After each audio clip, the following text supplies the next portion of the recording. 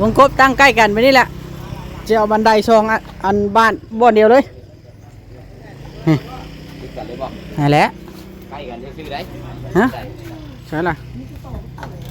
เพราะว่าอยากให้บันไดใกล้ให้ยังใช่บันไดอันเดียวแล้วเขาต้องตั้งติดกันแบบนี้พี่น้องเอ้ยเนาะคันเอาบ่ตั้งแบบนี้บันไดมันติดกันบ่ได้นี่ก็ยังจะคิดได้ติดกันหรือว่าสิแยกพี่น้องเนาะตัดพริกนิดนึงไว้ได้เด้ตัดขอหาเส้นได้ทิ้งได้ทิ้งได้เลยต่อขึ้นยังไงได้2-3เส้นนี่ต่อขึ้นได้บ่ได้เหล็กได้ปูนได้เอาใหม่นะทำได้สิมีได้ทิ้งบ่เห็นขึ้นได้นี่แหละถ้าได้ตัดพี่แล้วมันบ่เล็กเอาเล็กตัดพริกก่อนน้อยนึงเขาต่อแกะใส่แกะเดี๋ยวก่อนดีฝากติดตามเบาโอลิแนเดอร์พี่น้องเบิร์ดสุปูสุคนพี่น้องเนาะเบาโอลิก็เปิดภาพขึ้นมาที่เฮือนของน้องแต่พี่น้องเนาะโอ้ดิตัวเฮือนปลาแก้วเริ่มใส่เส้นเป็นอะไรบัวเด้อบัวที่เคยก่อนอื่นก็สบายดีก่อนเด้อพี่น้องเบาลีก็มาเล่าค่ำมื้อนี้พี่น้องเนาะมารับเอาสั่งเวียงเนาะมื้อนี้เบาลีก็สิมาเบิ่งอาการของพ่อน้องแฝดพี่น้องเนาะเกือบเอาชีวิตไม่รอดเพิ่นว่าก่อนอื่นก็สิมาเบิ่งอัปเดตทางน้ำก่อนที่เธอเจ้ากี่ก็มาชงไปพักเองย่างมือป่ะแล้วเอ้าสบายดีเรียบร้อยแล้วบ่สบายดีหากันมาบ่มาได้คุณมาแต่นะครับตอนเที่ยงพุ่นโอ้สีเมื่อป้าเจ้าพ่อเฮงเลยเริ่มแล้วได้นี่เนาะเริ่มจะได้ใช้งานแล้วได้จุ่มเฮาเนาะใกล้แล้วจุ่มใกล้แล้วมีแต่มือเดี๋ยวชื่อโทรมาครับสะโพกมาถึกแล้วแผนข่อยเนาะเห็ดอยู่นอกเนาะไว้เห็ดทีมงานใช้งานงามถ้ามันงามนี่นะคำเขาเห็ดแบบนี้มันก็ได้แบบในการผู้เห็ดก็ง่ายแล้วก็เขาก็มาเบิ่งว่าเฮือนเราก็งามห้องน้ำเราก็งามแบบนี้นะลูกน้องเจ้าสิเลิกงานแล้วป่ะนี่สิเมื่อป้าได้ลูกน้องเดือนนายนี่จนเมียนนายอยู่ถือว่าไวอยู่ดีใจน้ำมุงเรียบร้อยเนาะมุงเรียบร้อยมือนี่คือซีเมนต์ก่อขังนี่แล้วกันเรารู้สิ่งข่าวบ่เป็นสีขาวรู้สิ่งข่าวบ่เพราะว่ามันเป็นราคาเม็ด110โอ้110เพราะว่าเขาตั้งเป้ากับทางนาทำเองเป็นจะ110นะเพราะว่านี่มัน130-40เนาะตัวนี้เนาะมันจะแพงกว่ากันบ่เป็นยังดอกของน้ำเฮาพี่น้องเอ้ยเนาะของน้ำชื่อได้อยู่ดอกซ้ำนี่ก็ได้อยู่พี่น้องเนาะปอจ้อยแล้วให้ไปขี่ปลาผู้เอาตัวราคาเม็ด110พี่น้องเด้อเนาะแต่ว่างามอยู่ได้มันก็สมมาพาควรแล้วมันก็ใครกว่าชังกะชีตัวบางนั้นหลายมันก็สิใครอุ้ยหลายเติบบื้อนี่ถือว่าเพิ่นตั้งวงกบมือนี่เนาะแล้วก็แม่ก็แล้วก็สิมีอย่างน้ำแน่ก็รอรุ่นน้องชมเบิ่งไปนำกันน่าจะแล้วนะก่อมือนี่แล้วมือน่ะแล้วก็แล้วก็เพิ่นจะสิทราบเลยน่าจะแบบนั้นตามทางเพิ่นนะเห็นเลยว่าเร็วดีเนาะจัดที่ได้ถือว่าไวอยู่ยังทำมาไวอยู่ปูนี่เพิ่นเอามาทาป่ะนี่โบกขึ้นทานี่น้องจ้อยเจ้าที่เอามาทาบ่ปูนด้วยไปไหนทาผาแล้วทาผาเอายังทาปูนทาผาบ่ปูนทาผาพี่น้องเนี่ยโอเคได้จังร่วมกันตื้มตัวนั้นเนาะร่วมหลังตื้มก็ได้ทำหมดได้จังมือมันนี่ไปนะเบิ่งมุมก่อนมันมีเวียกดิกะทำมามีเวียกบ่มีน้อยนึงเนาะยังเวียกอยู่เดี๋ยวทำจะน้อยโอเคมาผู้เดียวกับบ่าวชาลีครับบ่าวชาลีเป็นคนขับรถให้เพิ่นมื้อนี้เป็นแต่นายหมู่แดนน่ะเป็นแต่นายไปรถมาเซ็นดูมาเซ็นขับรถให้ได้เป็นนายหมู่บ่ใช่วันที่19ฝากชีวิตลูกปล่อยบ่เอาแล้วย่านได้จ้ะ บ่เจ้าน่ะไปกับเบาแสนก็เป็นนายเบาแสนไปกับเบาจิตเป็นนายเบาจิต เปลี่ยนนาย เปลี่ยนนาย แล้วกัน เป็นลายใหม่ แม่นลุงน้องเพิ่นเบิดได้แถวนี่เอ้า ไป ไป ดูในทีเนาะ แม่นก็เห็นเบาแสนลงซื้อกาแฟเขาว่าซื้อไปให้ไผจักแล้วเราว่านายนั่งอยู่รถพุ่นน่ะโอ้ตัว เองมีแต่ มีแต่นายครับ ขี่เข้าไปขี่ นายบ่ต้องจ้าง บ่จ้าง บ่จ้างได้บ่ จ้างบ่มีเงินเดือนดีครับ ดีดีได้เลี้ยงกาแฟพร้อมได้นี่ แม่นายเด้อเด้อ สุดยอดสิมื้อแล้วบ่ลุงพักผ่อนแล้วบ่ ตะกอน พักผ่อนก่อนเนาะ พื้นพุ่นแหละจังสิได้เนาะจังจะจังสิได้นะ จะเอาแล้วเลย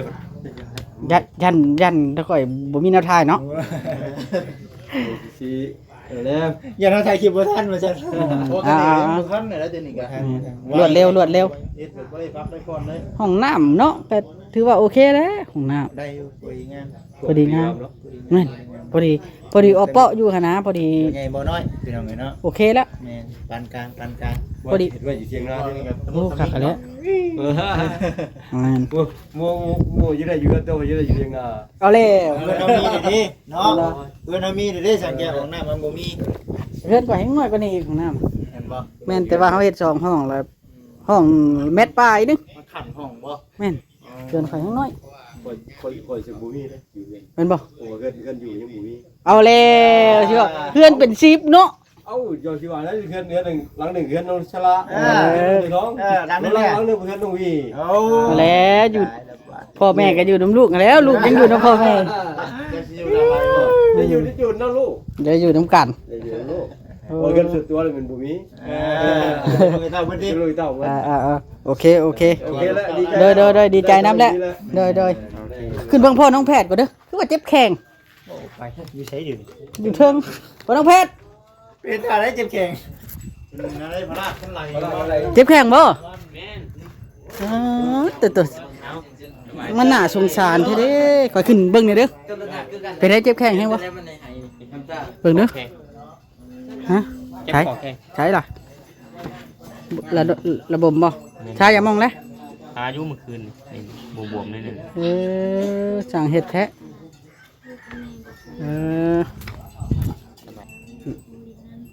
นี่ล่ะพี่น้องเนาะทีมงานเอ้าเจ้ากินมะม่วงต้นบ่น่ะ นี่นะ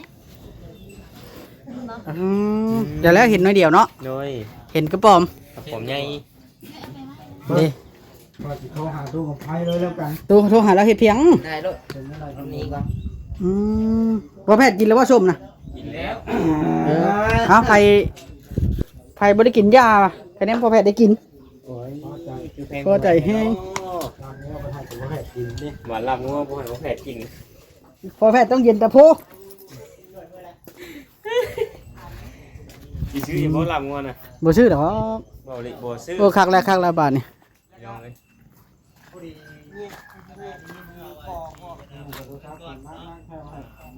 พอเพียงชัยยังบ่ได้มือบ่เด้นี่ ยังหาก็ออกมาได้เดือนประตูวันชัย เอ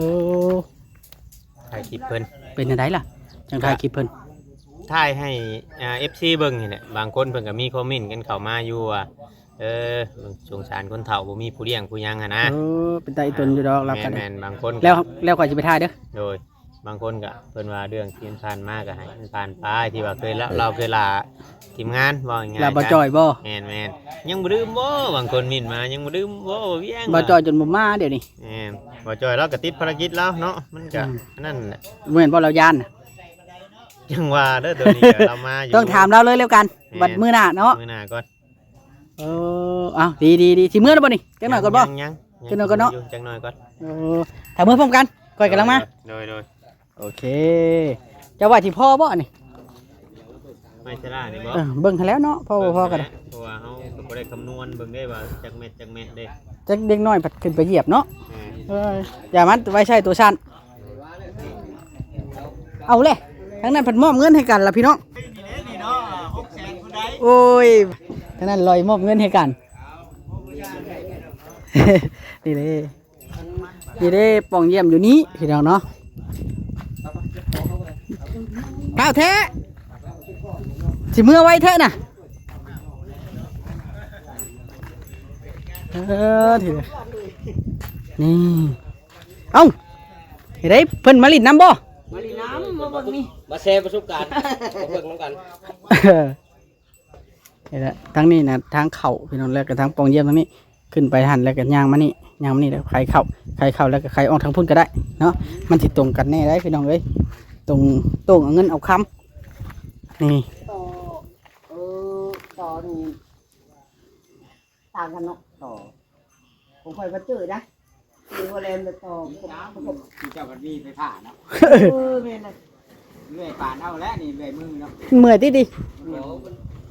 เกี่ยวกับป้านะก็ต่อปูจิกใส่แล้ว มันแบบว่าบ่มีไฟฟ้าได้ไอ้เฮ็ดไปตามสถานการณ์ โอเคอยู่ แล้วแต่มันรวดเร็ว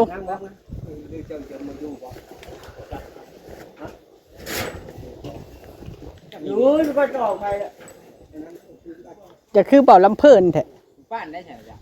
อ้ายเรา แต่เป็นอ้ายแล้วบ่เออ อ้ายบ้านเราพื้นดินอยู่นี่ได้ นี่ดิค่อยสิว่าคุณน่ะ อ้ายเรา คือเป่าลำเพิ่น อ้าวบอกปิด จะมาเฮ็ดงานลำเพิ่นบ่ เดือนนี่ ฮะ น้องชายจะเดือนนี่แหละคอยกัน ตาเดือน เท่าเดือนนี่ดิ เท่าเดือนบ้านนี่นะบ่ มาตรงนี้เนี่ย เท่าเดือนอยู่พุ่นที่เคือนเรา นั่นแหละอยู่วัน ทางเวดานโนดบ่ นั่นตรงเมียวนี่ แม่นบ่เออดี เท่าเดือนนี่อ้ายจริงๆมัน จะสิเมื่อแล้วบ่นี่ เมื่อ เดี๋ยวเพิ่นถ่าอยู่ได้น่ะเพิ่นเมื่อป้าจะได้ คนมือกับสาวแก้วเลย มือ ต่า สั ง ง ใน เกต ใหญ่มาพร้อมกัน เออ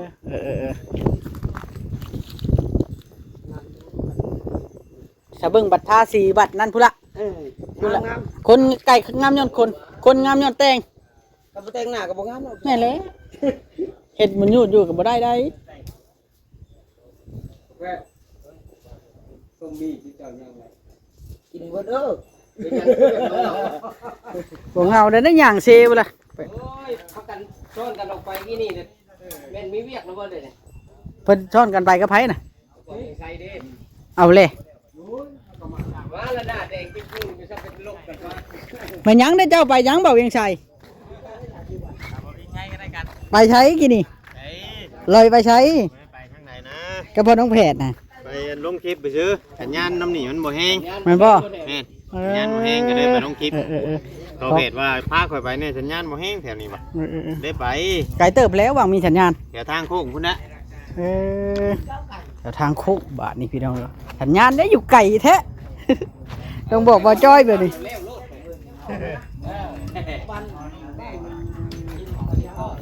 ให้เจ้าก็จำน้ำเที่ยงอยู่บ่นี่ ไปเพิ่นเบิ่ง อัดประตูบ่ได้เด้อ ไปเพิ่นเบิ่งรู้น้ำเที่ยงน่ะ บ่เชื่อบ่เพิ่นบ่เชื่อ เพิ่นบ่เชื่อเช็คก่อน มันเที่ยงเด้อมันเที่ยงเด้อ เจ้าเบิ่ง ตัวนี้เด้ อ่ะแม่ตัวลุมตัวเทิงมันก็ได้เลยเนาะแล้วมันหัวติดกัน ว่าแล้วตัวนี้เด้นี่ เลี้ยง ได้แล้ว ได้อยู่บ่ เออ ได้อยู่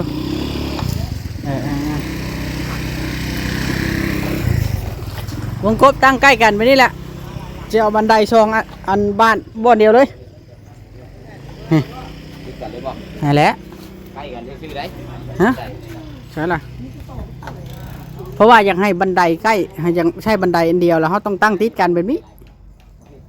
พี่น้องเอ้ยเนาะ ติดบัวติดยังไง คันเอาบ่ตั้งแบบนี้บันไดมันติดกันบ่ได้ โอ้ยบ่ได้สู้เฮ็ด นี่ก็ยังจักสิได้ติดกันหรือว่าสิแยก นะที่ชุดใหม่ พี่น้องเนาะ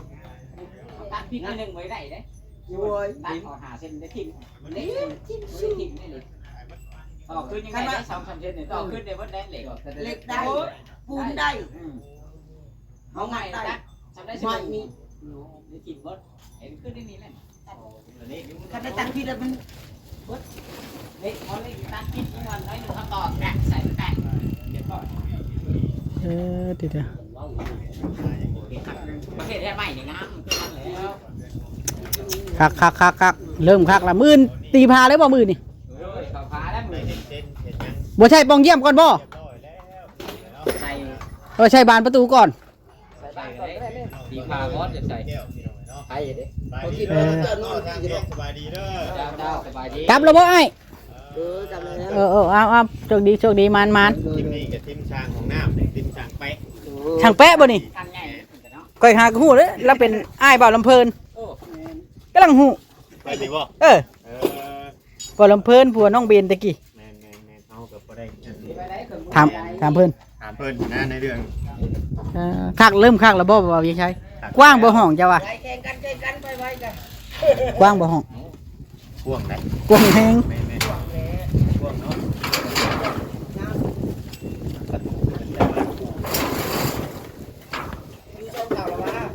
เอ๊ะ จักแล้วอยู่2เท่าหรือเท่าหนึงก็แล้วแต่แหละสิเมื่อป้าข่อยแล้วบ่ดินี่ เพิ่นว่ามึงอ่ะ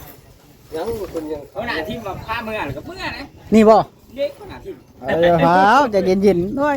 เอาเมื่อเด้ออันแนวฉากนะชายฉากก็บ่เห็น สองคนนี่ แค่เอามือเลยว่าก็ฉากไปนะ บ่บ่วินใช้ถือ สบายดีเด้อเก็บเครื่องแล้วบ่ สบายดีสบายดี ฮะ เลยท่านเมื่อพร้อมบ่บอสเด้อ เอาลิสิมือแล้วบ่เดี๋ยวนี้ บ่แล้วข่อยกำลังมา ไผสิพามือพร้อมค่อยนะ ไปทางเวียง เจ้าเบอร์พบกันไปนั่งแถวบ้านรถ บ่แล้วบ่เฮ็ดได้แบบน่ะข่อยสิไปจ่ายเงินอีก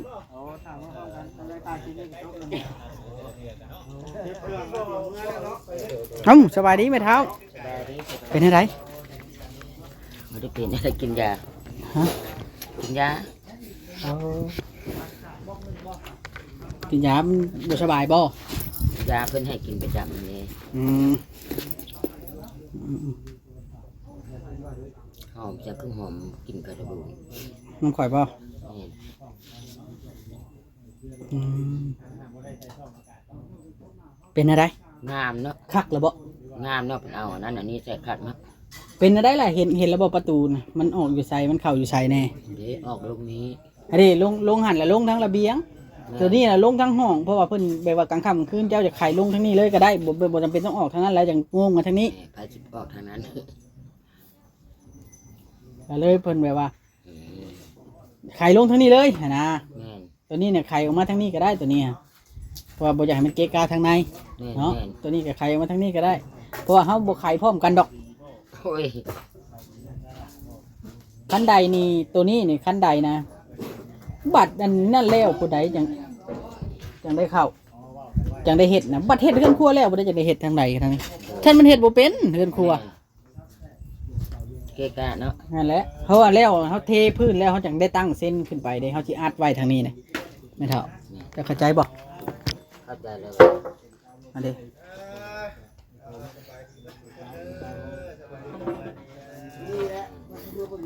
เข้าใจบ่เริ่มงามแล้วบ่ งามเนาะเพื่อนอันนี้บ่ ฮะ อันนี้นี่บ่ เริ่มงามเด้ เนาะงามแล้วเนาะ ยังบ่แล้วเรื่องเสานะแล้วค่อยสิให้สร้างเอาไม้สิ8ปีใช่ให้ขึ้นมันขึ้นจับหมดผู้ยับจับลงมาเสาพี่พวกค่อยเป็นห่วงเสาต่อนี่มันน้อย แม่น แต่ว่าบ้านเฮาได้เสาอันไม้เสาอันเพื่อนครัวมาเฮาสิฝังลูกเลิกๆแล้วยิงให้มันจับตัวน่ะจับไว้3ต้นจับไว้แบบว่าบ่ให้มันติงเลย แม่นมันแน่นเนาะ แม่นให้มันแน่นที่สุด เบิ่งอันนี้งามดีเนาะ งามแต่เบิ่งบัดมันแล้วแฮงสิงามเพราะว่าพื้นนี่สิเฮาก็สิเทบางก็ยากแต่ว่าเฮาเทให้มันละเอียด มันจะขี้ตมบ่อันนั้นนะ แม่น บางๆวิ่งก็ยากเนาะ แล้วจังสิปรับหน้าดินหน้าเด่นแล้วก็เทแล้วเฮาจังคัดแล้วจังทาสีเสามัน ลงมานอนก็ได้กลางเว้นนั่งตารางก็ได้เป็นอย่างนั้น ได้แล้วปูสาดแล้วก็นั่ง ก็สูงอยู่ มันเย็นพอดีเย็นพอดีบันได3ขั้นนะเวลาเฮาก่อขึ้นแล้วโอเคพอดีซำนะ เลย งามบ่ งามเดี๋ยวเคยเห็นคักแล้วบัดนี้ เห็นแบบมันแล้วบ่ เห็นอยู่ในนี้งามเลย แต่ก็บ่เข้าใจบ่ บ่ ว่าเพิ่นเฮ็ดแบบใดติ ก็สิเฮ็ดแบบใดบ่จ้า สาเหตุที่ค่อยจะใช้ประตูใกล้กันนี่เพราะว่าเพิ่นบอกว่าบางเทื่อสิได้เฮ็ดบันไดนั้นติดกันเลย ติดยาวเลยก็ง่าย แม่น แต่ว่าให้เฮาเฮ็ด3ขั้นเฮ็ด3ขั้นสั้นแน่ยามันแล้วเพราะว่าเฮาบ่อยากให้มันกินพื้นที่เด้เฮาเฮ็ดขั้นใดกาดเอาเลยล่ะเฮาบ่ได้เฮ็ดแทนได้ตัวนี้เป็นได้จังว่าสั้นนะบ่เพราะว่ามันมีแทนอยู่แล้วก็คืออันนั้นเนาะ เฮ็ดกาดเอาแบบนี้เนาะ แม่นเพราะว่าทั้งนี้นะบ่อยากเฮ็ดใหญ่หลายมันสิเกะกะ เกินครัว